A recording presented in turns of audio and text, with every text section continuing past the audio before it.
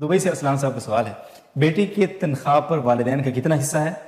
صرف گھر کا خرچہ دیا جائے گا یا پوری تنخواہ ہی والدین کے حوالے کرنی؟ دیکھیں، ایک تو اس میں فقہ کا قانون ہے، شریعت کا ایک لگا بندہ ضابطہ ہے، وہ الگ ہے، اور ایک اخلاقی ذمہ داریاں. تو لگا بندہ جو شریعت کا قانون ہے، لا ہے، وہ تو یہ ہے کہ اگر باپ خود کما رہا ہے تو پھر بیٹے پر باپ کا خرچہ بالکل بھی لازم نہیں ہے. یعنی باپ پر تو یعنی نابالغ اولاد کا خرچہ ہے، لیکن جب بیٹا بالغ ہو جاتا ہے تو نہ بیٹے پر باپ کا خرچہ ہوتا ہے، نہ باپ پر بیٹے کا خرچہ ہوتا ہے. اسی طرح ماں کا جو خرچہ ہے وہ بھی شوہر پر ہے، یعنی بیٹے پر نہیں ہے، شوہر پر ہے کہ وہ اپنی بیوی کی ذمہ داری پوری کرے.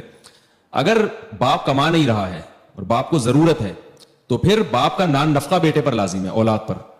یعنی وہ نان نفقہ کا مطلب کوئی لگی بندی اماؤنٹ نہیں ہے، باپ کی جو بنیادی ضرورتیں ہیں وہ اولاد کے ذمے ہے کہ وہ پوری کرے. یا تو خود کھانے پینے کا، رہائش کا، لباس کا انتظام کرے، یا والد صاحب کو اتنے پیسے دے دیا کرے. اسی طرح والدہ کا بھی یہی مسئلہ ہے کہ اگر باپ نہیں کما رہا ہے اور والدہ بیچاری محتاج ہیں تو پھر اولاد جو ہے وہ ماں کو دے گی. لیکن اگر یہ باپ کما رہا ہے تو پھر بیٹے پر ذمہ داری نہیں. البتہ اخلاقی لحاظ سے یہ بیٹے کا فرض بنتا ہے کہ وہ یہ نہ دیکھے کہ میرے والد صاحب کماتے ہیں یا نہیں کماتے. اخلاقی ذمہ داری یہ ہے کہ باپ نے آپ کو پال پوس کے جوان کیا، آپ کا نام والد کی وجہ سے ہے، آپ پر والد نے اتنا خرچ کیا، تو آپ یہ نہ دیکھیں کہ والد مستحق ہیں یا نہیں. جتنا اللہ توفیق دے آپ والد پر خرچ کریں، جتنا زیادہ خرچ کریں گے اتنی ہی آپ کی زندگی میں برکتیں آئیں گی اور والدین کی اتنی ہی دعائیں آپ لیں گے. تو اس میں یہ نہ پوچھیں مفتی سے کہ کتنا خرچ کروں. بھائی جتنا کریں گے، وہ کہتے ہیں نا جتنا گڑ ڈالو گے اتنا ہی میٹھا ہوگا.